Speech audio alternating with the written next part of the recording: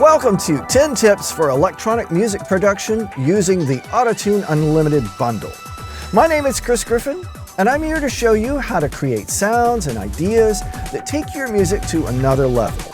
Now, everyone knows about how AutoTune can be used both as a tuning tool and as an effect, so let's focus on the other awesome plugins in Terry's mix. I'll use Pro Tools to show these tips, but don't worry, these will work in any DAW out there. Logic, Reason, Reaper, Ableton, whatever you own. All right, let's dive in. Tip number 1, use mic mod across a drum bus for tonal possibilities.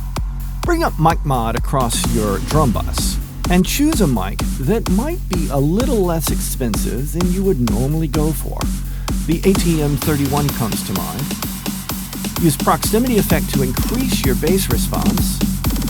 We'll add some saturation. And then for the input side, we'll choose something really cool, like the Telefunken U47. Adjust your input to taste, and hear the comparison.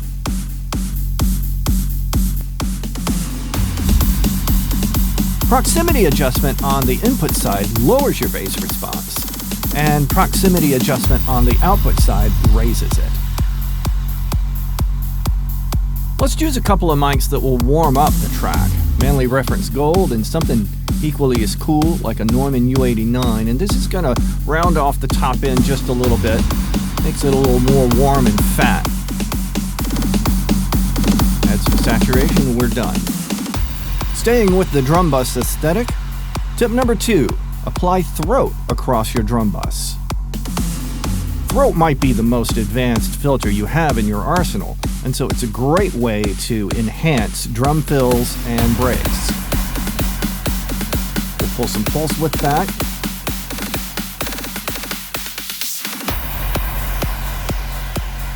Let's change the glottal mode to intense, and you can hear the difference.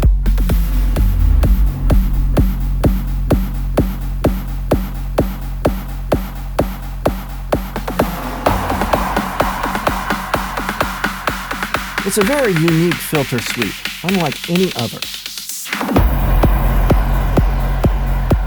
You can change the throat length and width, but the real control is when you alter the track itself.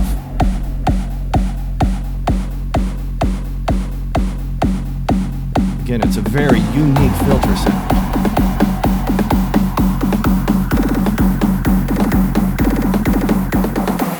And there we are. Staying with the festival-style drum break, tip number 3, apply Mutator and use it to create reverse delays. Let's apply Mutator to the whole bus. Set the tempo for Alienize to 1/8 note. Restart and everything will be in reverse. We could add some mutation and some ring modulation if we chose, but for now, let's leave it alone. Next, let's bounce the whole thing to disk and import the resulting track. It'll of course be reversed, and it'll have a few artifacts in front. We'll cut those out, and we'll drag the track where the transient ends up right on bar 1's line. Adjust volume to taste. It adds a really cool reverse effect for all of your drums, and it's so easy to do. Tip number 4, use Harmony Engine and a MIDI keyboard to apply tonal effects across your drum bus. First, we'll use Harmony Engine and mute all but the last fader. We'll pan that to the center. This will be our main harmony track. And we'll apply chord via MIDI. We'll change the velocity sensitivity to 0 and boost the volume, change the spread and the register, and adjust the tracking to about 27 for this drum track. Next, we'll apply a MIDI track, assign it to Harmony Engine, name the track, and off we go. No sound emerges until I play a note on the MIDI keyboard, and you can see my very double-jointed fingers doing just that.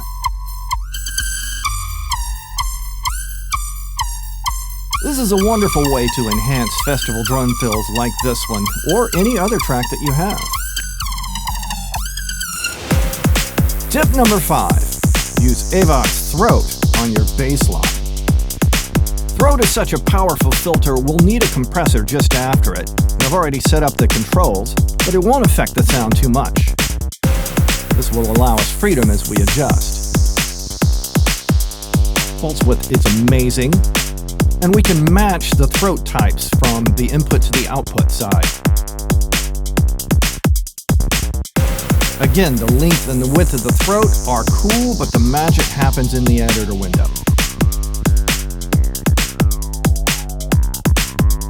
As we said before, throat is the most powerful filter in your arsenal, and it makes really unique effects.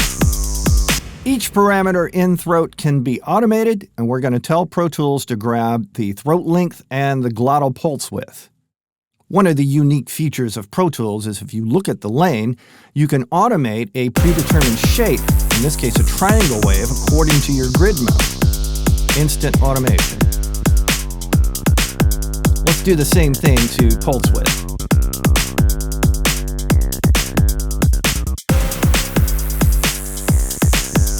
And there we have it. Now that we have our bass automated, let's set up a new aux track and get ready for tip number 6. Use Harmony Engine as an outstanding chorus. One of the overlooked features in Harmony Engine is its built-in choir module. We can use this as a chorus.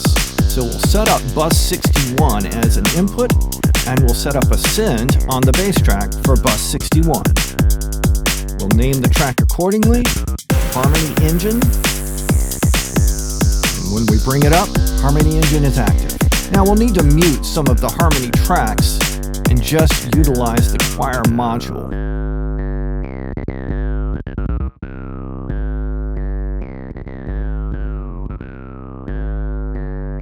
Adjust the pitch and the timing. Adjust the blend.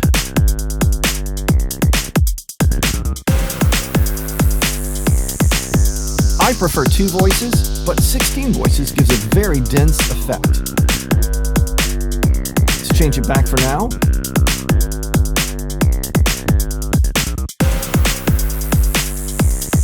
And find our final level. Tip number 7, use Slice to transform an ordinary sample into something extraordinary. First, let's set up an audio input track and record my voice as it sits now, just saying the word, "Hey!" That seems fine. Let's trim it up and get it ready to drop into Slice. Let's bring up Slice on a stereo instrument track. We'll name the track accordingly and drag in the sample. We'll move to chromatic mode and turn off vari-speed so that each sample stays the same length as it moves across the keyboard. And speaking of keyboard, here we go.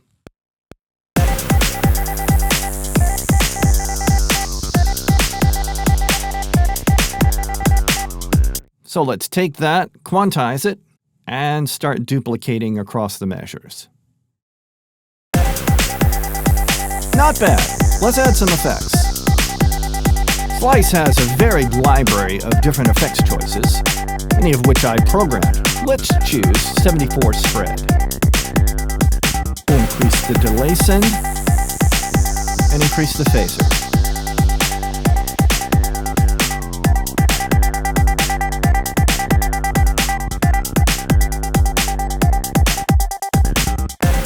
Now we're not done. Let's apply AutoTune and the format controls to really do something special. You can change the throat length and transpose it combined with the throat module. Let's go all the way down to the bottom octave. Now we have something. Let's see what the other side sounds like.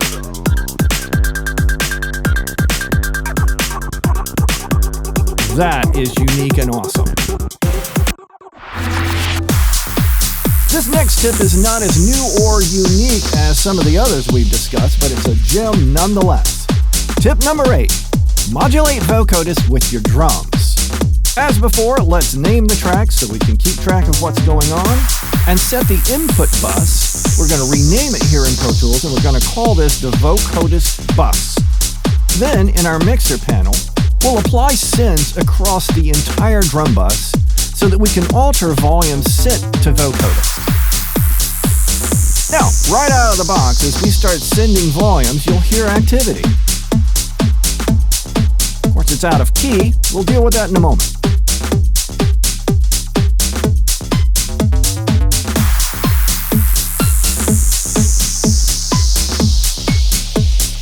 So let's assign the internal keyboard to the root D. We'll alter the kick drum and the snare drum output so we just have the percussion parts of it. Now let's turn everything up, compress and emphasize so we get the subtleties of the rhythm, and there we go. Now we'll alter some of the tonality of the vocoder so it's not quite so piercing. We'll add some chorus. We'll stretch and slide a little bit. Change the oscillators. And adjust our volumes accordingly. Let's add a MIDI keyboard to the mix and get really sophisticated. So we'll add a MIDI track, assign it to Vocodist, and go to work on our MIDI keyboard. Let's record the whole thing.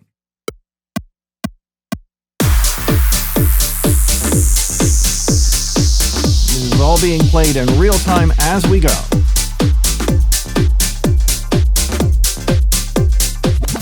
Tip number 9, use Slice to generate counter melodies based off your chorus lead vocal. Let's export the vocal and drop it into Slice.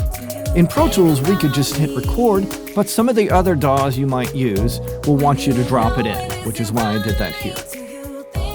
Let Slice determine the transients and the slices for you and simply play it across a MIDI keyboard. To get the ideas flowing in time, set your grid to 1/8 note and play a chromatic scale or draw a chromatic scale into your MIDI editor. Do this for as many slices as you have, then start over. Let's play and hear the results. So right there, I'm starting to hear some cool stuff. Let's cut out the parts where the lead vocal is going, and we'll keep just the isolated pieces here.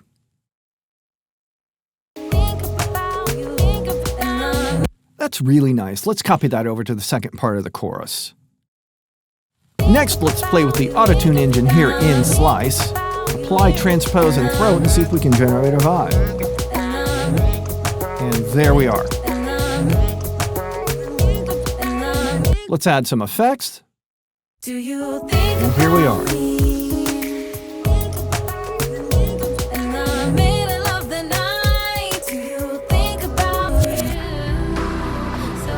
Tip number 10, use Mutator as a dark delay for your emo and dark electronic tracks. Of course, I'm a big fan of naming your tracks what they are. This is Mutator Delay 1, and we'll set up the inputs and outputs accordingly. For clarity's sake in Pro Tools, I'll rename the bus Mutator Send so we can keep track of what's going on.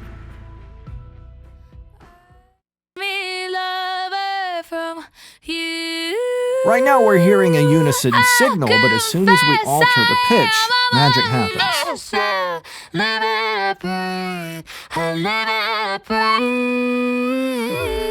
We can mutate it if we desire, but for now, let's focus on the delays.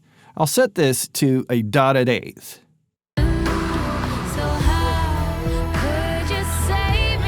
Already we're starting to hear some magic, but let's up the stakes. Let's duplicate this mutator and create a bouncing effect, one side with a dotted eighth and one side with an eighth note. We'll keep the same bus and rename this Mutator Delay 2. This way, the one send controls the input to both mutators.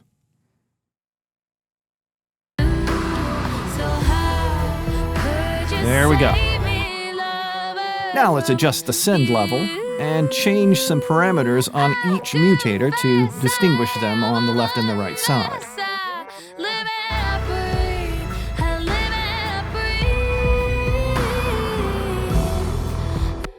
In Pro Tools, you can simply option drag your effects sends, and so let's do that on top of these delays.